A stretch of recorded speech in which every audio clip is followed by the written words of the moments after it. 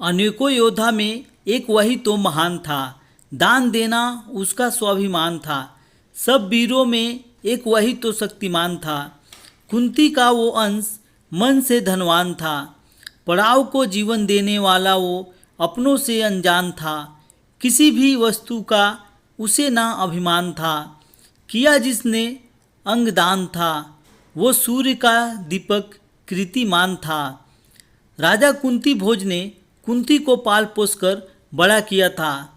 एक दिन महर्षि दुर्वासा राजा के यहाँ आए। कुंती ने उनका बड़ा ही सत्कार किया और जब तक वे ठहरे उन्हीं की सेवा में लगी रही। उसकी उस श्रद्धा भक्ति से प्रसन्न होकर महर्षि ने उसे वरदान दिया कि वह जिस देवता को मंत्र पढ़कर बुलाएगी वही आ जाएगा और उसको संतान भी प्रदान करेगा। कुंती ने नादानी के कारण महर्षि के वरदान की परीक्षा लेने के लिए सूर्य नारायण का आवाहन किया। उसी क्षण सूर्यदेव वहां आ गए। उन्हीं के सहवास के कारण कुंती के गर्भ रह गया और कुछ दिनों के बाद कर्ण का जन्म हुआ।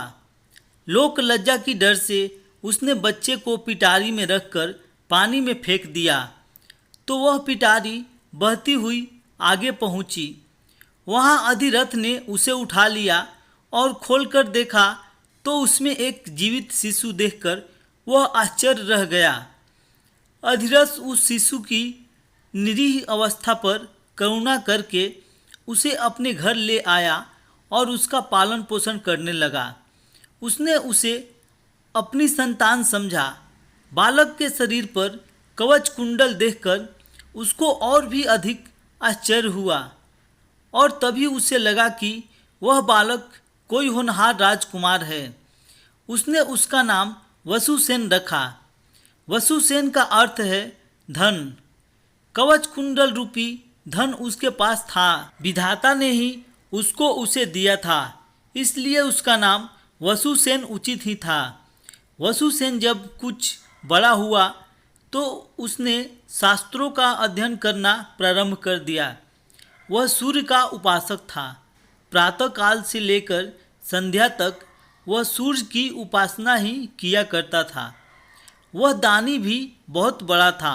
उपासना के समय कोई भी आकर उससे जो कुछ भी मांगता वह बिना हिचकिचाए उसको दे देता था। अमूल्य से अमूल्य वस्तु से उसको मोह नहीं था। उसका गौरव तो दानवीर कहलाने में था और अपने कृत्यों से उसने वास्तव में यह सिद्ध भी कर दिया कि वह दानवीर था। उसके समान दानी कौरवों और पांडवों में और कोई नहीं था।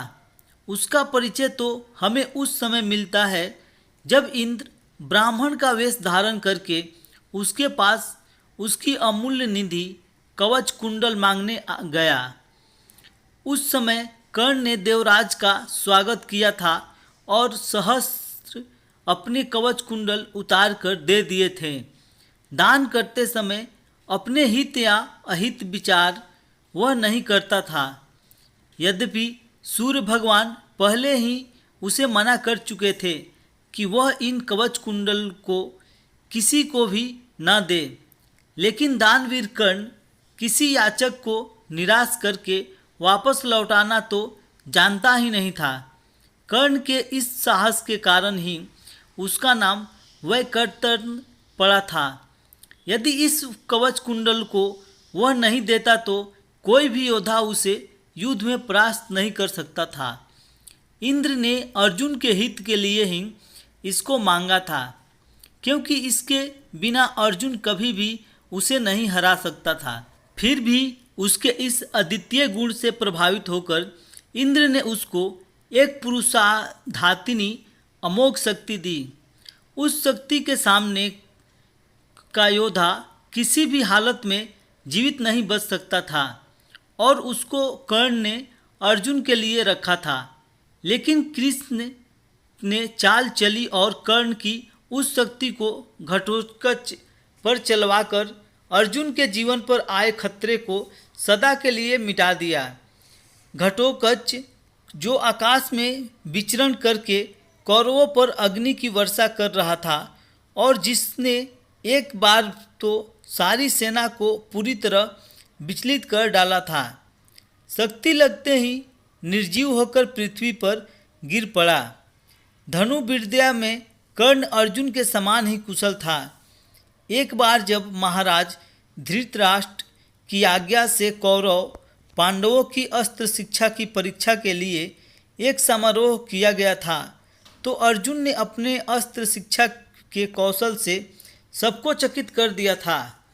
उसने ऐसी ऐसी क्रियाएं कर दिखाई थी कि किसी भी योद्धा की हिम्मत नहीं होती थी कि उसका जवाब दे सके। एक विजेता की तरह के कौशल दिखाकर वह प्रशंसा लूट रहा था। दुर्योधन उस समय हतप्रभ सा होकर चुपचाप बैठा था। अर्जुन का सा कौशल दिखाना उसके सामर्थ्य के भी बाहर था। उसी समय कर्ण वहां आ पहुंचा और उसने मैदान में आकर अर्जुन को ललकारा। अर्जुन, जिस कौशल के बल पर तू यहाँ सबको चकित कर रहा है और सभी से प्रशंसा लूट रहा है, उसे मैं भी करके दिखा सकता हूँ। यह कहकर उसने धनुष पर बाण चढ़ाकर वही सब कुछ कर दिखाया तो अर्जुन ने किया था। चारों ओर से कर्ण की जय जयकार होने लगी। दुर्योधन का चेहरा अर्जुन के प्रतिद्वंदी को देखकर खिल उठा। उसने उससे हृदय से लगा लिया। उसने उसे अर्जुन के साथ द्वंद्व युद्ध करने के लिए प्रेरित किया। दुर्योधन की बात मानकर उसने अर्जुन को इसके लिए चुनौती दी। अर्जुन द्वंद्व युद्ध के लिए तैयार हो गया। अब झगड़ा बढ़ने की आशंका थी, इसलिए कृपाचार्य ने बीच में हस्तक्षेप करते हुए कहा कि राजकुमार के साथ राजकुमार ही द्वंद्व युद्ध हो सकता है।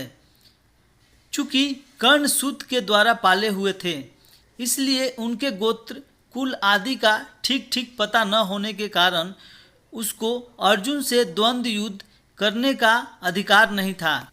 बस यह ऐसी समस्या थी जिसको कर्ण हल नहीं कर सकता था।